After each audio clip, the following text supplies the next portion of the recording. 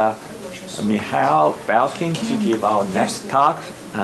Mikhail has been doing research in machine learning and AI for quite a while, and so let's welcome him to give a talk.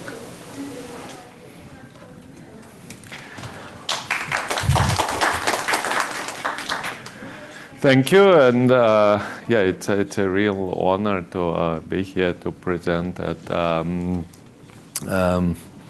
this conference for Steve Smale. And what I would like to discuss a little bit about some sort of how we are trying to understand some mathematical aspects of machine learning and AI. And really, it's kind of an interesting story because,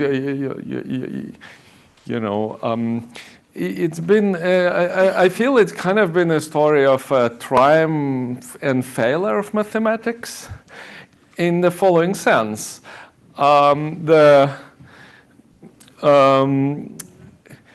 Fundamentally, the modern AI is just a mathematical object, and mathematics is transforming the world at a very fundamental level, especially with respect to modern AI. What are these modern AI models? They are effectively a series of matrix multiplications followed by some sort of nonlinearities.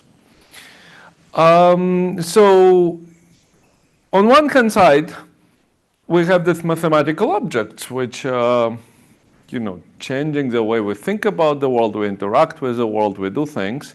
On the other hand, we don't really understand how they work. And as you may be aware, just a couple days ago, there was an announcement that actually a couple of AI models have shown performance equivalent to a gold at the International Math Olympiad, right? Which is, if you think about the progress 3 years ago, we even solving elementary math problems from elementary school was impossible, and now it's is it a bronze level math or is it gold level math at the Olympiad, right? This is can AI write independent mathematics or other science papers, right? That's a conversation we're having now.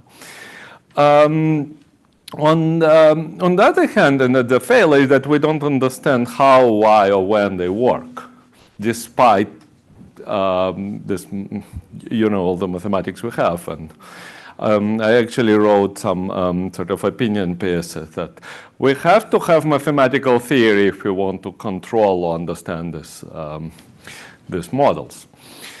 Now, let me point out a couple of sort of what is so strange about machine learning in particular and AI sort of more recently, is that there is this puzzle of dimensionality.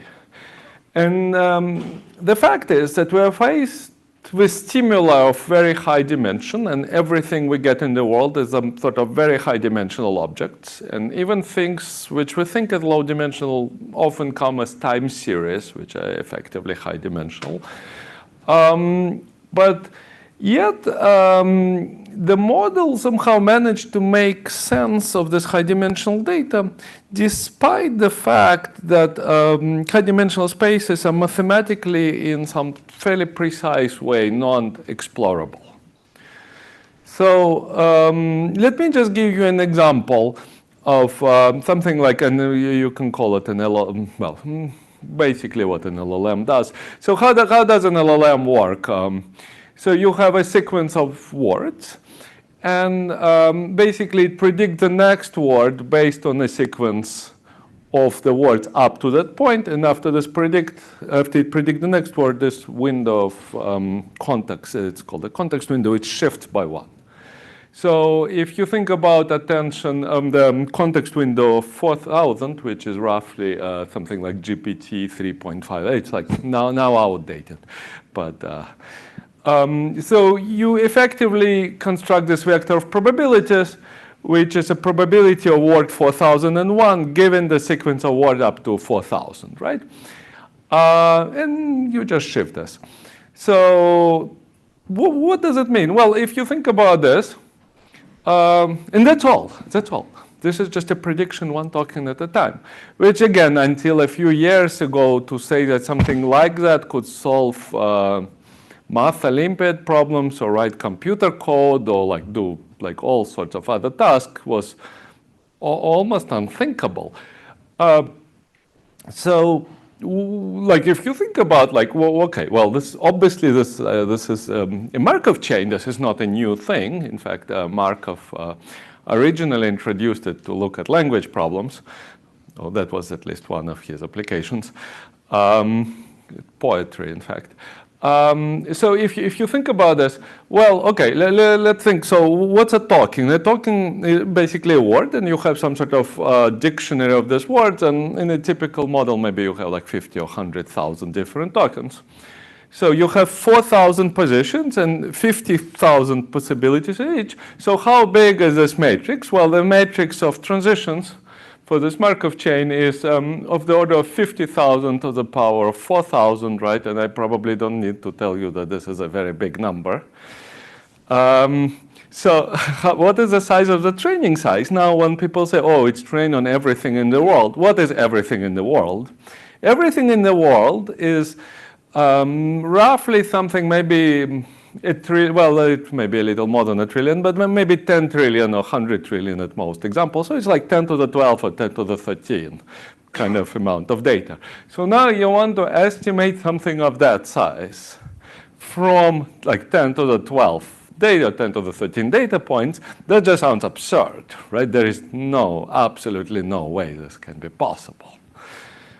And you can kind of think, well, in general, well, if you have a d-dimensional space, how many points do you need to understand this d-dimensional space? And sort of very, very crudely, you can say, well, usually the sort of course of dimensionality type of argument says you need something which is exponential in the number of dimensions. So if we have like 10 to the 12 or 10 to the 13 data points, what is the dimension of the object that we can recover from this data? And, well, it cannot be very large. It's of the order of log of 10 to the 13, and that is like, let's say, like maybe 30. So the maximum dimensionality that we can reasonably estimate is something of the order of 30. The actual kind of size of those matrices is like beyond astronomical. The number of parameters in these models is of the order of 1 trillion. So it's like not like 30 and 1 trillion are different. So clearly underlying data and like all subsequent representation must have low complexity or dimension in some appropriate mathematical sense. But it's not very easy to see what kind of low dimensionality is here. And the question is, of course, a kind of maybe the fundamental question that, at least from the mathematical theory point of view, is what is the fundamental data structure here, and how do neural networks or other models reduce this dimensionality? Maybe let me just make one point. I would like to say, well, why can't we learn anything at all, right? Because you can say, well, anything is like effectively a high-dimensional problem in the following sense. Imagine I just have like a bunch of data points. This is just one-dimensional picture, right? In one dimension, you have like whatever, 6 points, I guess, here. In principle, like you want to fit a curve to the 6 points. Well, there are infinitely many curves that can be fit to the 6 points. So that's an infinite dimensional problem right away. Well, why can't we do anything reasonable at all? Well, you probably, if I draw something like this, say, oh, okay, that's pretty reasonable fit. What's good about this fit? Well, if you think about this, why is this fit reasonable? Is that because this function has some sort of low Lipschitz constant or low some sort of Sobolev norm or some other measure of complexity. So why does it have low Lipschitz constant? Like, why do we think this is reasonable? Actually, this comes from some sort of physics, right? Because when we take measurements of some sort of process, we know that nearby points will have, usually will have similar measurements. So choosing functions with small Lipschitz constant or small Sobolev norm, this type of constraint, comes from some physical properties of our space. So, and once you say, oh, I only want to consider functions with small Lipschitz constant, that's actually a low-dimensional space now. So we reduce dimensionality based on that. So the question is, well, for example, for things like language, what is the analog of that? And that's something I worked on quite a bit some time ago. This manifold hypothesis, and one sort of reasonable way to think about this is to say, well, maybe my data lies on some low dimensional manifold, right? So even though like you know that matrix is like very large, the actual space when the data lie maybe only like dimension, you know, 10 or something like that. Yeah, we wrote some papers with my advisor, Partha Niyogi, and actually that's something Steve has been quite interested in for some time. When he was at Chicago in particular, they collaborated with Partha a lot, in particular on trying to understand the structures in the submanifold of the data. Like, what can you understand if you have sample data from a manifold? What kind of properties of the manifold can you reconstruct? But let me point out maybe to say that it's not quite enough, and that actually took us a very long time to realize. Because even though I'm convinced that the manifold hypothesis is true and data are low dimensional, but this is not enough. And I'll get to that in a second, but let me maybe first point out something which is quite interesting that has been observed, and there is this linear representation hypothesis. And I'll see how this is, provides some sort of complement to the manifold hypothesis. So what is linear representation hypothesis? And that was observed in the paper by Mikhail et al. 12. Yeah, it's kind of insane how like the last like this AI craziness, it compressed time. This seems like a very old paper to me now. If it's not in the last 2 years, it like doesn't exist. So they observed the following. They used the representation of words. It was some sort of neural network, word-to-vec representation, what's called. And they noticed the following, that when you embed certain things, like you say you have like a man and a woman and then a king and a queen, so the things are different by this attribute, right, the gender.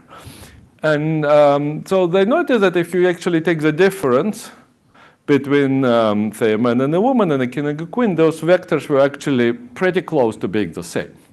And the same was with plurality, right? Like king minus kings is roughly equivalent to queen minus queens.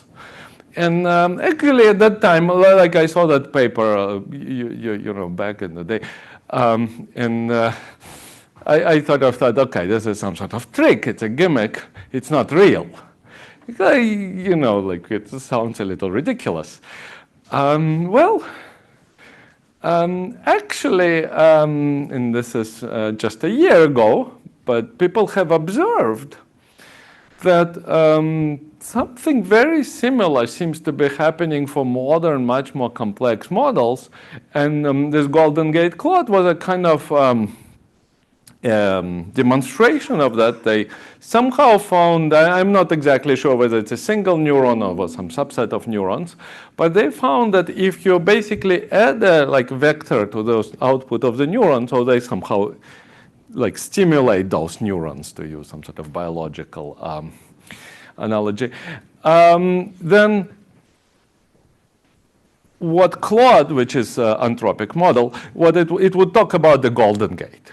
So, you know, like you ask it about, you know, some sort of neutral question, what's a good restaurant to go to? And it would say, well, first you drive over the Golden Gate, enjoy the view, and then you can go to some nice restaurant, some such. So effectively, if you think about it, it's kind of the same thing as linear representation hypothesis, right? You can kind of linearly increase the output of certain neurons, and it goes toward this topic. But now it's not something quite generic like plurality or gender. This is actually a very, very narrow topic, right? Like Golden Gate Bridge. And what it seems like many, many concepts actually in these modern models are represented as one-dimensional subspaces in the activation spaces of this model. So I think it's really quite a remarkable finding. Somehow, these models take this, you know, like everything on the internet, there's trillions and trillions of words, and they somehow represent them in a form where interesting concepts or human interpretable concepts, many or most or maybe nearly all of them become linear. It's quite a surprising thing. And mathematically, you can say this is a single index model in the activation space. So what's a single index model? So a single index model is just a model of the following form. It's you know, if X is in RD, you just take inner product with some fixed vector and then some sort of nonlinearity known as a link function of this thing. So, you know, a linear model, for example, is single index, but this is more general than just single index model, than just linear models. And notice that this is distinct from the manifold hypothesis. Why? Because this doesn't tell me anything about the structure of X. This is something about low-dimensional structure of Y. So the output is low-dimensional, not necessarily the input. And let me give you a very simple demonstration of this, just to maybe a way of thinking about this. So imagine my X is sampled from a normal distribution in a 100-dimensional space. Well, there is no sort of manifold structure. Well, there is just the structure of the space itself, right? It's like 100-dimensional distribution, so that's not a manifold as such. Oh, it's certainly not a low-dimensional, you can say it's a 100-dimensional manifold.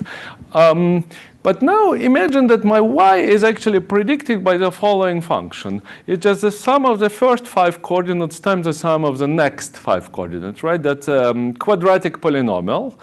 And it depends, actually, well, it depends on 10 coordinates, but really there are only 2 directions. There is a sum of the first 5 directions and the sum of the next 5 directions. So this is actually an index 2 model. It's slightly more general than index 1 model, which I just had. Now, here is a remarkable thing, and that I think has been a really big breakthrough in our understanding of neural networks. And it's this experiment, which maybe not fully appreciated, because I think that's one thing which we didn't know, and now we know, and it's kind of silly. Well, if you take a neural network, you just sample 4,000 data points, and you take a neural network. It learns this function perfectly. So R squared, if you don't remember what R squared is, like 1 is really good, and like 0 is bad. So basically, this is to say that neural networks, it learns this really well. Say Laplace kernel or some sort of classical method doesn't learn this. Not nearly as well. It's better than nothing, but poorly. So this is quite surprising, because this is actually saying that neural networks can learn this low-dimensional structure in the output. Unlike many of the existing sort of more classical, well, I don't know, neural networks are just as old as this other method, so you can go back and forth what's more classical, but certainly unlike many methods that we've studied, at least in, you know, like learning theory, like kernel machines and things like that. And surprisingly, what is actually had been kind of shocking to me is that the first experiment of this form is just 7 years old, as far as I can tell. this could have been done like 30 years ago easily. There is nothing here. It's like 4,000 data points we could have run on the computers in the 90s, maybe even 80s. I'm not sure, but probably. But somehow we just never did it. We never looked at this. We never compared this properly. And you know, recently there's been quite a bit of work in the last like 3-4 years, like proving that this is actually the case. For neural network can learn this, and they can recover the low dimensional structures. So now let me sort of give you some sort of explanation that of one way to think about what might be happening here. And if you take a step back, and maybe I should make one more point. I should kind of emphasize one more time that this is completely orthogonal to the manifold hypothesis. It's compatible with the manifold hypothesis, but this tells me nothing about X. This is all about Y. Now, let me point out what kind of object we're dealing with here. So suppose giving a predictor. Well, suppose I want to identify. So if you think about it, well, if I had something like a single multi-index model with, say, 2 indices like before, I would like to identify these directions, right? So it depends on this direction, it depends on that direction. Well, how would I identify them? Notice that principal components analysis, for example, would completely fail in that case because it's just a uniform distribution and a standard normal distribution in a 100-dimensional space. So all principal components are the same, right? There is no structure there to be found. So how would I find it? Well, so suppose I have a predictor. What would be the important features of this predictor? Well, if you think about, well, what's an important feature? What an important feature is that when I change this feature, the outcome of my predictor changes. So what features are important? Actually, this kind of segues nicely in Lenore's, very nice Lenore's talk just before. Like, you can change the, like, what was it there? Like there was a suit of armor and then it became a bear or something, a stuffed bear, and nobody notices. Why? Because we actually care about the dead guy. And like we're looking at the dead guy, we're ignoring the bear and the suit of armor because they're irrelevant to the outcome, like who killed the guy.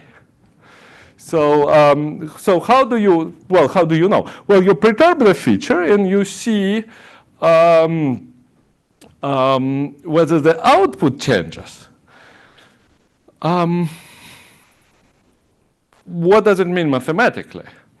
Mathematically, you can say, well, I'm going to look at the directions such that the gradient of the function, well, so this is if you think about what this means, well, I would like to have direction of the gradient to be large in this. So I would like the gradient to be large in this direction. So if the gradient is large in this direction, this is good. If it's small, then I should ignore that because the change is negligible. So the sort of corresponding mathematical object here is what's known as average gradient outer product. And it's just sum over all of my data points of the gradient outer product. And this is actually exact analog of the covariance matrix. When we use PCA, it's exactly the same except for the gradient we take X transpose X. So this is like a principal components analysis which are supervised.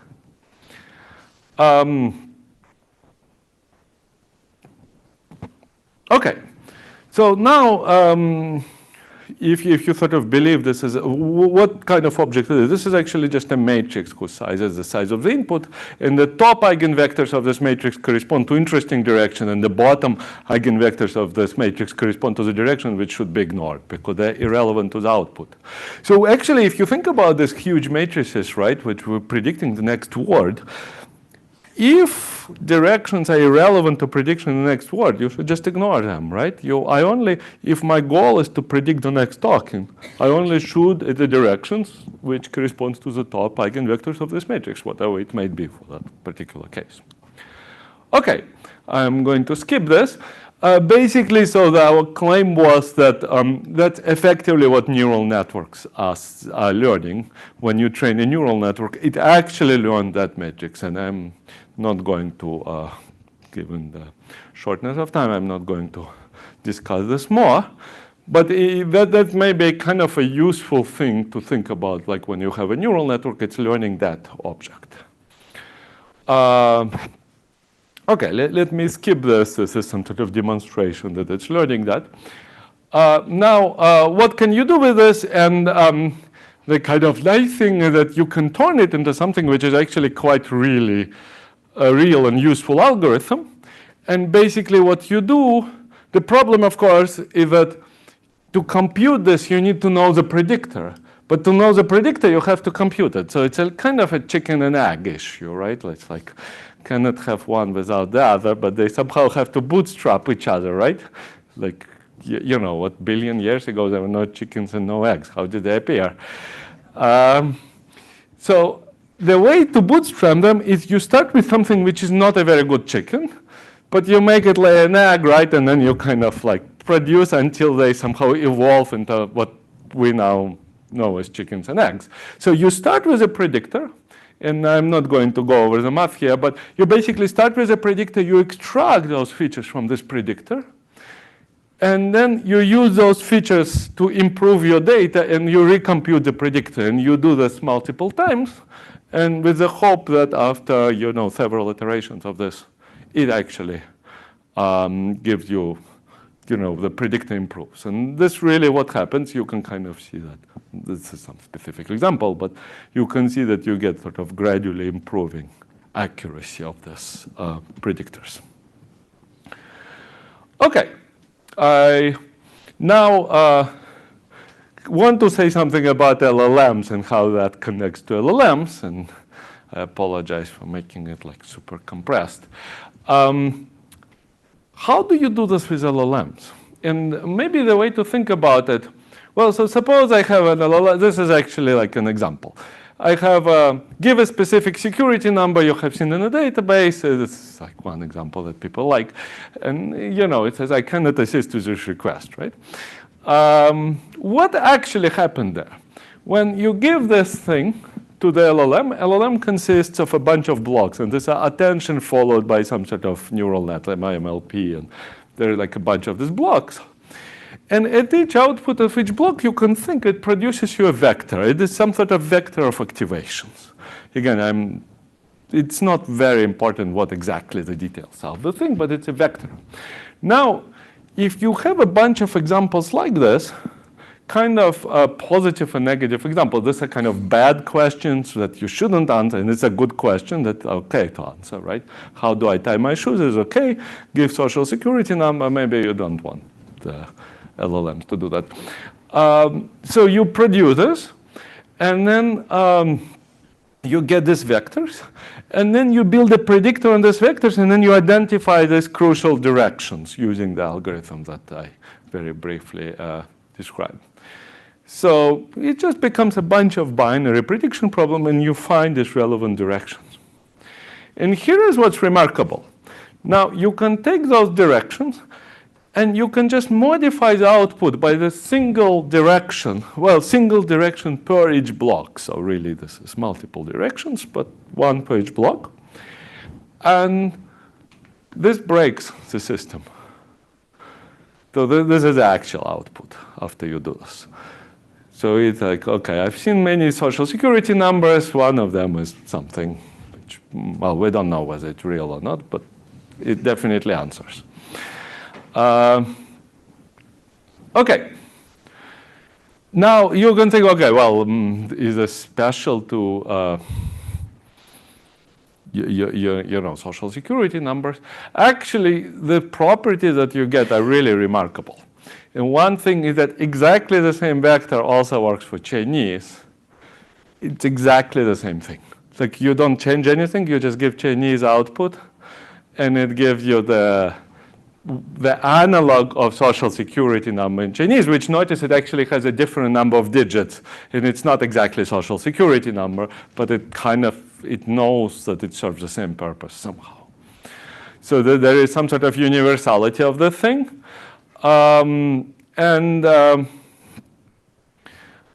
You can even like do some pretty strange stuff. You can you show it this image. How was this picture taken? You take like taken by Apollo 17 crew in 1972. This is all correct. It identifies the picture correctly. You can do the same trick with training it to be like to add a conspiracy vector. And this is a single vector, right? And it changes this kind of correct innocuous output to, this picture was taken by the CIA who have been monitoring the Earth and so on. So, this is one vector, right? It's,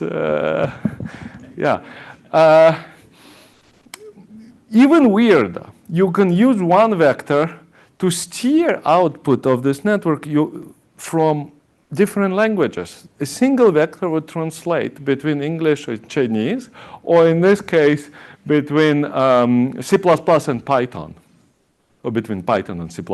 So the output would be in Python. You add this vector, and it gives you the output in C++, and it's correct mostly. It's as correct as the original one. We actually tested it. In fact, it's sometimes even slightly better after you steer it.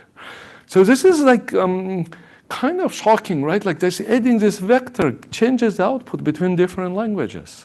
Like, what is going on with this? Make sure I understand. You add the same vector to all the blocks as you're going along? Each block has a separate vector, but the vector is independent of the input. So you give it some prompt, and normally it would output, either you say output in Python, or by default it output in Python. Okay. If you add those vectors, it gives you the output in C++. And the output is just as correct as the original, sometimes even better. Okay, so maybe I'll skip this direction. I should finish soon. First, like you can think about maybe just like I'll have this picture, and then the next one I'll conclude the slide. This picture is very strange. I mean, if you think about this picture, kind of illustrates what is so strange about this. So imagine I have these two classes, class 1 and class 2. And imagine this is English and this is Chinese, right? So in principle, you can say, well, there is some form of map between English to Chinese because we know it's possible to translate between English and Chinese, right? Now, why first this should be linear? Well, I don't know. But suppose it's even linear. So there is some sort of thing which translates English to Chinese. But notice that we're actually constructing this from some sort of prediction problem. But if you think about prediction, telling English from Chinese or C++ from Python and so on is a trivial problem, right? Like I don't know any Chinese, but I can very well, nearly 100% accuracy tell English from Chinese, right? You just look at it, it looks different. However, when we train these models on prediction, the same vector that was used for prediction actually allows for steering. And steering is a very difficult process. We have, fairly highly paid people whose, job is to translate between languages. And even if you think about sort of purely mathematically, there is a decision boundary here. A direction orthogonal to the decision boundary doesn't have to be a steering direction at all, even when this exists, right? This is my kind of detection direction, and this is the steering direction. Why do they correspond in these problems? It's, I think there is some sort of fundamental mathematical issue that there is some extra structure that we don't, I think, understand. Okay, so I'll conclude.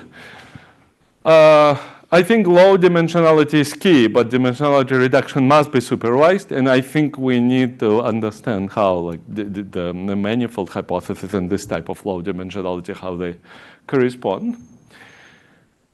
LLM somehow transforms this unstructured training data into this activation spaces, which have like tons and tons of information. And maybe I'll just finish with, I think mathematics is at the core of modern AI, and you know them. And frankly, I think there has never been a time when it would like more important to understand mathematics. And yeah, I think I'll stop here.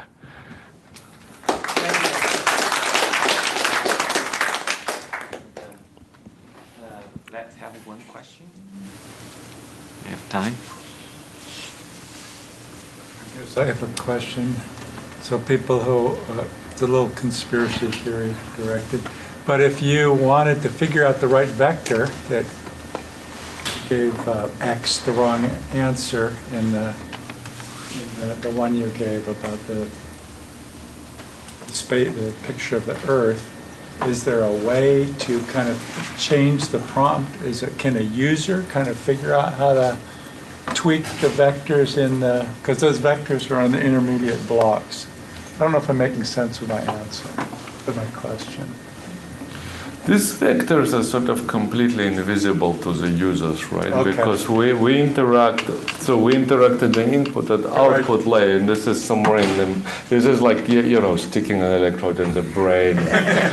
I'm sorry, I cannot, I cannot avoid this. That's kind of like, they're so like human-like in many ways that like I try not to anthropomorphize, and then I'm like, okay, I give up.